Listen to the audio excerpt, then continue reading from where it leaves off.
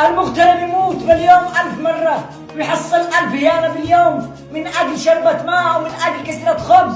أتغربنا ببلاد الناس وتقعقعنا وتبهدلنا وتشتتنا، واليمني أصبح رخيص بكل مكان. هذا كله بسبب عيش. يكفي يا أخي، يكفي، تعبنا، ما تجي نعيش عزيزين. إحنا عزيزين، دلتنا الدنيا دلنا الريال. يعني ما بالكم لما مغترب يغترب 5 سنين ولا 6 سنين بعد على أمه، بعد على أهله، بعد على وطنه، وبالأخير يروح ويموت بالطريق. كان منيته وأمله الوحيد إنه يروح يكحل عينه بشوفة أمه ولا بشوفة أبوه ويموت. إحنا متقعقعين يا ناس.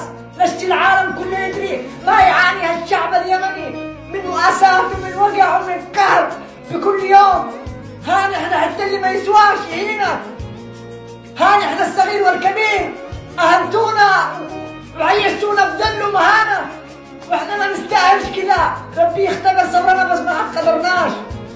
إحنا نتكلم من كل وجع، نغترب من أجل عيش، من أجل لقمة، من أجل إسعاد أسرنا، نتبهدل، نتقعقع، نهتان من أجل عيش. هذا كله سدوا خلوا إحنا نعيش، سدوا خلوا إحنا نروح نشتغل ببلادنا ونعيش الناس بل أسرنا وبل أهالينا.